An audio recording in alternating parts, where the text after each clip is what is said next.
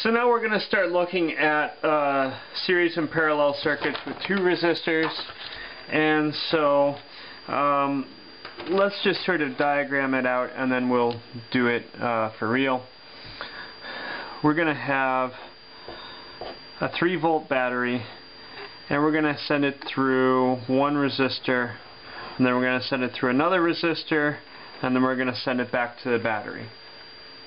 And so that's going to be 3 volts. And this is going to be, let's do my 2.2 kilo ohm resistor, call that R1. And my, what's the other one that I got? I got the 1.5. Oh, I got the 2.2 is one that I took out. So we're going to do the 4.7 kilo ohm resistor, and then we have the 1.5 kilo ohm resistor. And so basically what we're going to do is we're going to say that R total is R1 plus R2. So R total is going to be 4.7 kilo ohms plus 1.5 kilo ohms is going to be 6.2 kilo ohms.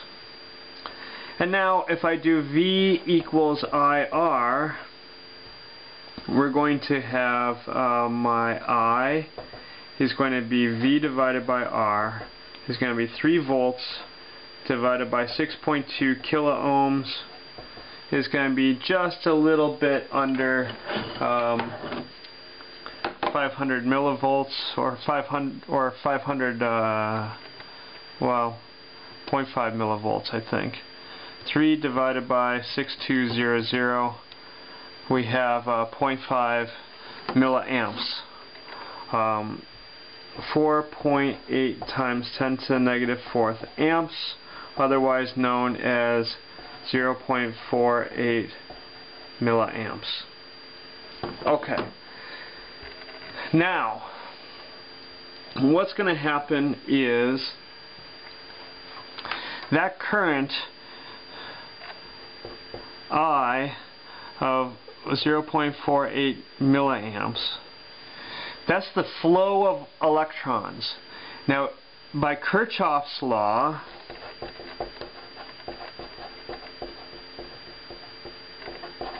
and you can look up what Kirchhoff's law is, every single electron that leaves the battery has got to come back to the battery.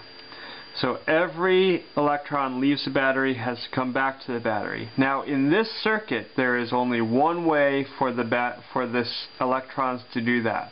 Every electron has to go through this wire, then through this wire, then through this resistor, this wire, this wire, this resistor, this wire, this wire, this wire, back to the battery. So what I'm going to say is that I've got a little chart here. R1 is 4.7 kilo ohms. R2 is going to be 1.5 kilo ohms. I'm going to say that I1 is going to be 0.48 amps, and I2 is going to be the exact same. So they're going to have the same current in them. Now, what's going to happen is this 3 volts is like a drop. Well, it's right now it's like a roller coaster. So here, this is where you take the roller coaster up to the top of the first hill, and then it's going to drop, and then the voltage is going to drop again. It's going to drop in this one more because it's got more resistance. So I'm going to go back down here, and I'm going to say V equals IR. So I'm going to say V1 is equal to 0.48 amps times 4.7 kilo ohms, and I'm going to say that that drop is going to be times 4.7 E3. It's going to be 2.27 volts, and I'm going to say that the drop in V2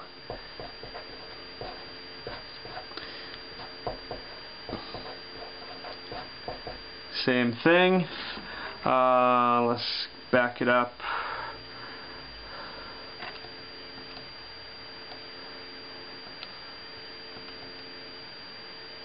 $1.5. I'm going to get 0.73 volts, and we're going to notice those add up to 3 volts. So I'm going to have V1 is 2.27 volts and V2 is going to be 0.73 volts. Okay, so let's try that out. So what I'm going to do here, I've got the two, I just got to get that in there. Get that in there. So now I've got them hooked up in series. Let's do this on a blank sheet of paper so that it's a little bit less busy for you guys watching at home. And I'm going to take my little voltage source here, 3 volts, couple batteries, and I'm going to hook there, and I'm going to hook there. I'm going to flip it around actually, because the way that I have it in my diagram is I got the 4.7 coming first. And so I want you to see, well, I've kind of got it upside down and backwards. But this is the 4.7 kilo ohm and this is the 1.5 kilo ohm. And then I got to sort of move it off to the side here to make way for my multimeter. And we're going to go to, where do we want to go first? I want to go to voltage first. So the 4.7 kilo ohm I said is 2.27. Well, the whole thing is 3, right? So it's saying 3.02. So again, there's going to be a little bit of variation in these numbers. So I said 3 and I get 3.02. With this resistor, I said 2.27 and I get 2.29. Pretty good, or 2.30. And then with this resistor here, I said 0.73 and I get 0.73. So it's all working out. Now I'm going to flip that around and we're going to do amps, and we're supposed to be 0.5 milliamps all the way through. So if I disconnect at this point here and I measure in, I get 0.49, 0.487, 0.486 amps. And then if I sort of reconnect, and I'm going to disconnect here, so I'm going to pull those out, and there's only one place for the electricity to go, and so now it's going through there, 0.487, and then I put those back together into the same row of holes,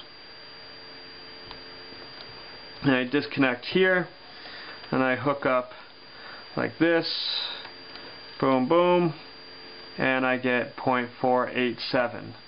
So the current is the same all the way through the circuit, but the voltage drops depending on each of the resistors. So the current stays the same all the way through. This 3 volts drops some here and drops some there, but the total drop has got to add up to 3 volts. And then my next video is going to be a parallel circuit, much the same way.